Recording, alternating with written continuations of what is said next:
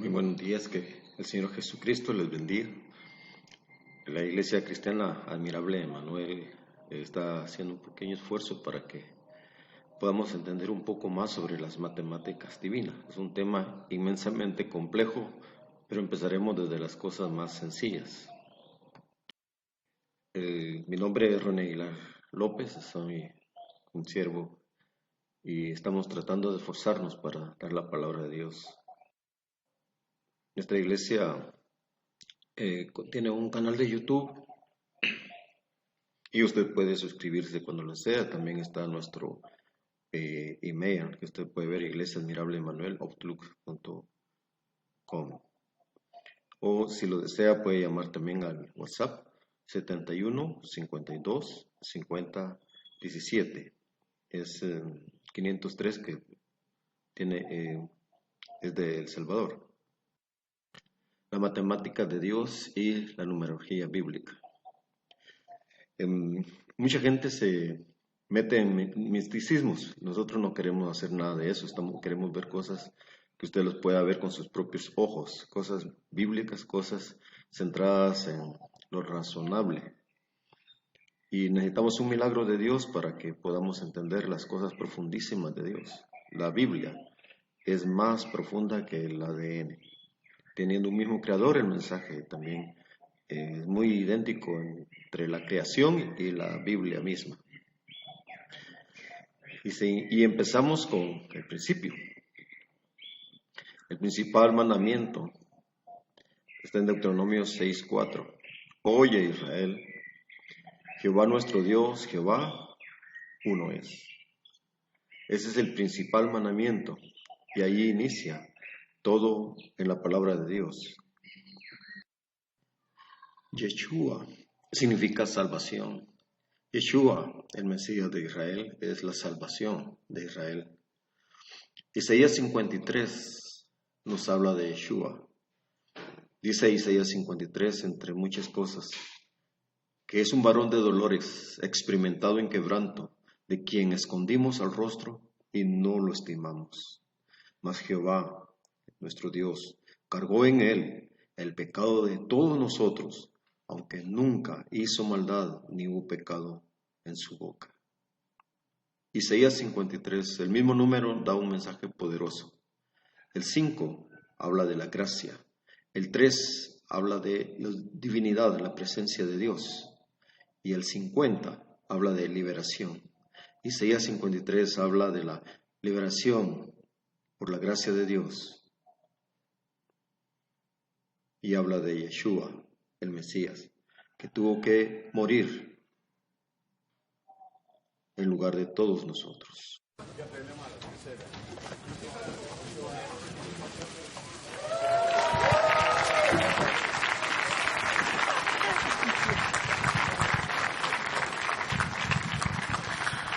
On behalf of the 45th President of the United States of America, we welcome you officially and for the first time to the Embassy of the United States here in Jerusalem, the capital of Israel. Thank you.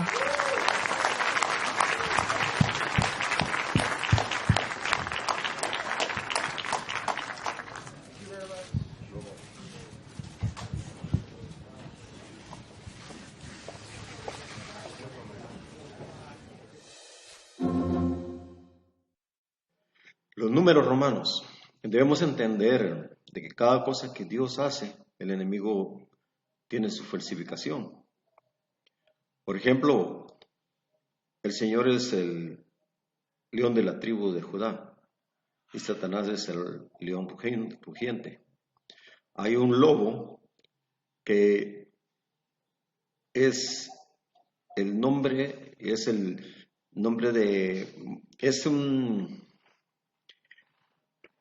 heraldo de la tribu de Benjamín. El Señor le llama que iba a ser un lobo, o sea, ese animal representaba a la tribu de Benjamín y no tiene que ver con algo malo, sino que es una bendición. Ahí el Señor está bendiciendo a las tribus, a todas las tribus, y dentro de eso llama a Benjamín. Le dice que él es lobo, pero también existe un lobo malvado, que es el lobo satánico. Luego, tenemos que ver también que así como está el Cordero de Dios, también el enemigo tiene algo que se comporta como cordero, pero es satánico. Entonces todo lo falsifica. Entonces en los números, el significado de los números, podemos ver también el latín, que es la lengua de Roma. Y ahí, aquí estamos viendo exactamente los números que se utilizan dentro de los números romanos, los números latinos. La M es igual a 1000, la D es igual a 500, la C es el 100, la L es el 50, la X 10, la B es el 5 y la I es el número 1. Entonces, cuando usted lo suma todos, poniéndolo desde el mayor hasta el menor, eso le suma 1666. Y eso ya todos empiezan a observar que existe un significado.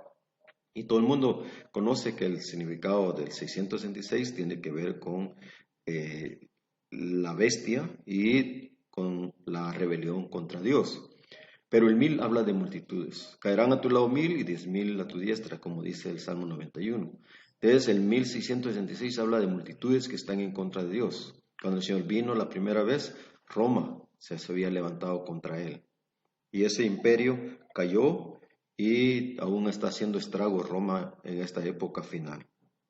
Pero eso no significa que Italia esté desahuciada por Dios, porque Dios es un Dios de misericordia y Dios les ama. Y envió a su Hijo que muriera por toda la humanidad, y cualquiera de ellos que levante su mano a favor de Dios recibe misericordia. Jehová es uno. Y el uno tiene que ver con el supremo mandamiento. En Génesis 3, para entender lo que es uno, dice, y dejará el hombre a su padre y a su madre y se unirá a su mujer y serán una sola carne. Eso es ejad. Aquí esa palabra uno se refiere a una unidad compuesta de dos personas. Y también todos existíamos en Adán y en Eva. Cristo y el Padre forman una unidad compuesta y desea que todos seamos unidos a Él. Dice la Biblia, para que todos sean uno, así como tú, oh Padre, y yo somos uno, que ellos sean uno en nosotros. El Señor desea que toda la humanidad, los hijos santos, sean parte de una casa quien es Dios mismo. Y dice, en la casa de mi Padre muchas moradas hay, y nosotros somos parte de esa morada. Por eso, ejad, esa palabra es la palabra uno. Y ahí empieza exactamente, porque el anhelo de Dios es multiplicar el amor, el infinito amor de Dios, multiplicarnos en las personas, personas santas, personas rectas. Y por eso, cuando la Biblia habla sobre el principal mandamiento, dice que escucha, pon atención a Israel, escucha, pon atención. Jehová tu Dios, Jehová Ejad es, uno es.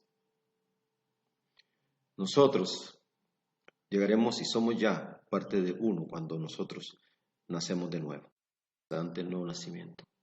Dios es puro, exacto y perfecto. Salmo 119, 160 dice, la suma de tu palabra es verdad y eterno todo juicio de tu justicia.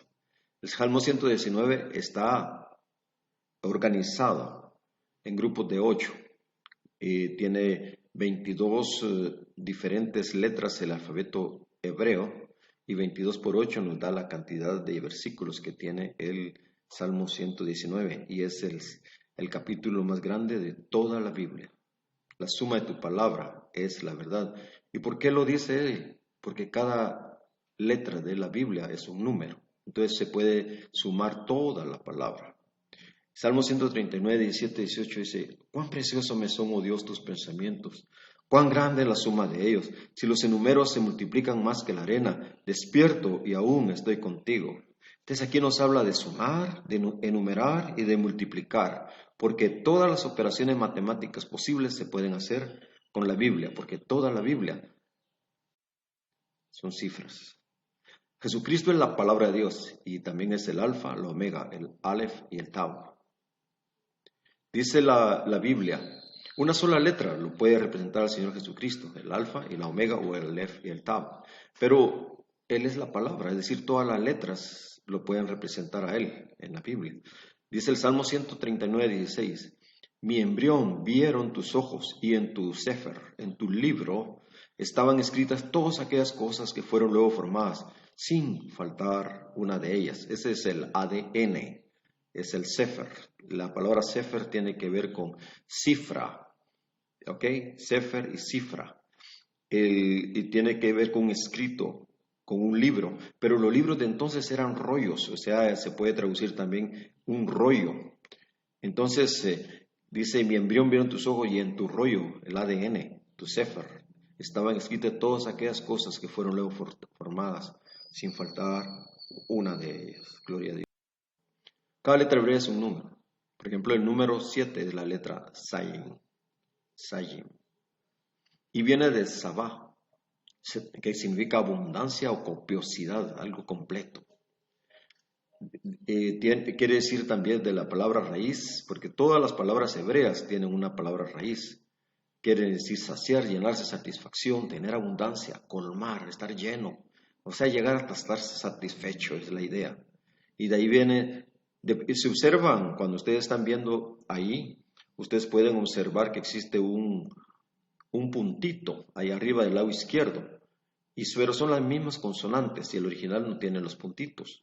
Pero cuando lo leemos de este lado, dice Sabah o Shabbat, también significa estar completo. Es hacerse cierto uno mismo, jurar, como si se repitiera una declaración 7 veces. Y significa conjurar, exigir, juramentar, jurar, el número 7. Y de ahí viene la palabra Sheva, Sheva. Sheva. Si observan ahí el puntito, está del otro lado, del lado derecho. Entonces se pronuncia como SH, Sheva, Shiva. Es el número 7, 7 veces. Es la misma palabra, de ahí viene la palabra semana, en Shabua. Y luego significa plenitud, 7, semana, juramento y estar completo. Es decir, cuando usted piensa en el número 7 y Dios piensa en el número 7, Dios está pensando en algo que llegó a la plenitud, algo que está completo. Por ejemplo, los 7 colores del arco iris es la luz. La creación misma nos testifica sobre Dios. Romanos 1, 19 al 22 dice, porque las cosas invisibles de Dios, su eterno poder y deidad, se hacen claramente visibles desde la creación del mundo, siendo entendidas por medio de las cosas hechas, de modo que no tienen excusa. La humanidad puede darse cuenta de quién es Dios, conociendo las cosas hechas. Si tiene el entendimiento, puede llegar a tener una gran comprensión respecto a Dios mismo. Y tenemos que aprender de que realmente Dios es real, su creación es real y la creación da un mensaje sobre Dios. La evolución es falsedad.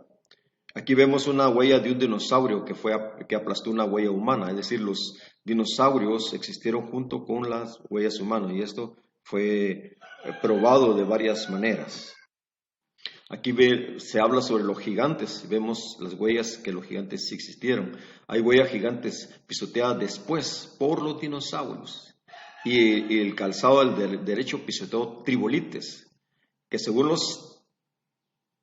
los evolucionistas dicen que no existían hace 600 millones de años. Desde hace 600 millones de años no existieron los tribolites, hace muchísimo tiempo existieron, pero se puede ver porque aquí tenemos un calzado que aplastó tribolites. Luego al lado izquierdo podemos ver las huellas de dinosaurio unidas a huellas humanas gigantes. ¿Okay? Habían huellas gigantes y huellas humanas y habían huellas con zapatos, ustedes pueden observar. Entonces los humanos y los dinosaurios existieron en la misma época. Aquí se puede ver un pie normal de una persona normal con un pie de una persona gigante. La Biblia nos habla de los dinosaurios, la Biblia los llama Behemoth, Leviatán y otros nombres que tenían dependiendo de qué tipo, de qué está hablando. Y el hombre también existía como. Ahora, hermanos, vamos a dejar aquí esta parte del video, pero continuaremos después.